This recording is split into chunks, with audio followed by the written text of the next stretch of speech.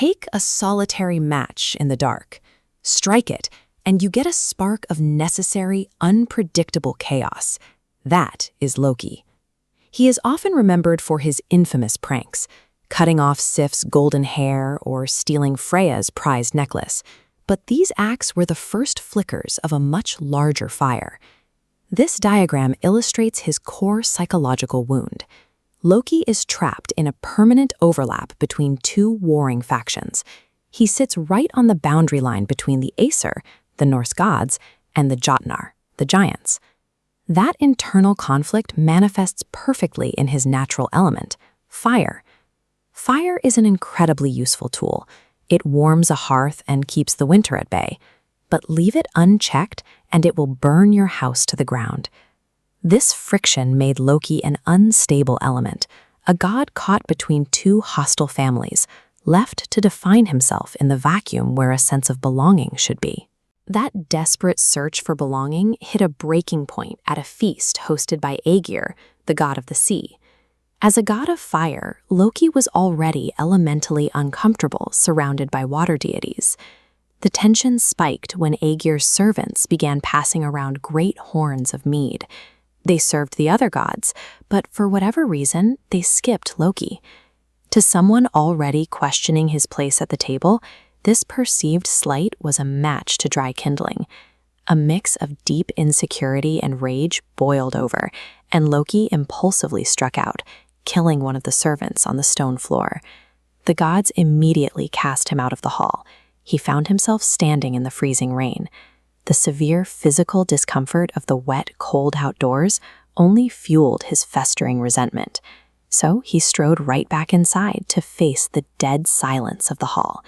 He delivered a devastating verbal assault against the gods, specifically calling out Odin's complete lack of mercy and mocking the inflated pride of Thor.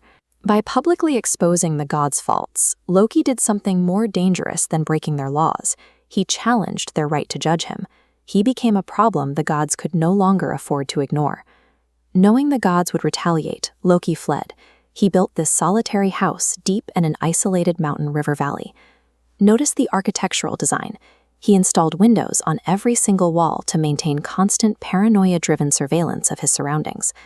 To secure an escape route, he had to overcome his natural fear of water. He repeatedly shapeshifted into a salmon, forcing himself to acclimatize to the rushing currents of the river outside. Look at this interlacing knot structure. While sitting idle in his hideout, his anxious, brilliant mind went to work and engineered a completely novel piece of technology, the very first fishing net.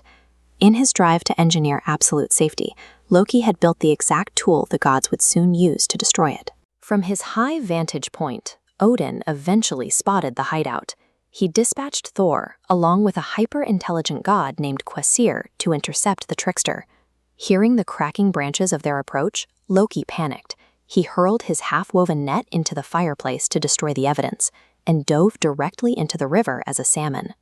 When the gods entered the empty house, Kvasir looked at the hearth. This geometric grid pattern shows what he saw hidden in the white ashes. He recognized the deliberate mathematics of the chart invention. Using those lines as a schematic, Kvasir and Thor quickly reverse-engineered the design and dragged the river. In a desperate move, Loki attempted to leap over the dragged line. Thor caught him midair, gripping the violently thrashing salmon tightly by the tail. The gods didn't catch him because they were stronger. They caught him because they successfully weaponized his own intellect against him. The sentencing was brutal. They dragged him into a dark cave, and as you see here, bound him to 3 massive boulders using unbreakable iron fetters. Then came the torture. They suspended a serpent directly above him in the dark, positioned so its venom would drip steadily onto his face. His fiercely loyal wife, Sigyn, remained by his side. She held a cup above him to catch the venom, offering him his only temporary relief. But the punishment carries a horrific inevitability. The cup must eventually be emptied. When it is, the drops of venom strike him, triggering convulsions so violent that the earth itself quakes and trembles. The punishment is an erasure of the trickster's nature. The god who once thrived on fluid motion is now a fixed point of suffering, pinned to the earth by a refusal to forgive. The gods thought they had solved their problem by burying it in the dark. They ignored the long-term, devastating consequences of that decision. As this diagram shows, there is a basic physical law to fire. Confining it does not extinguish it. It only builds an explosive, unmanageable pressure. That pressure leads directly to Ragnarok. At the end of days, those unbreakable chains will inevitably snap. When he walks out of that cave, he won't be the insecure trickster who entered it.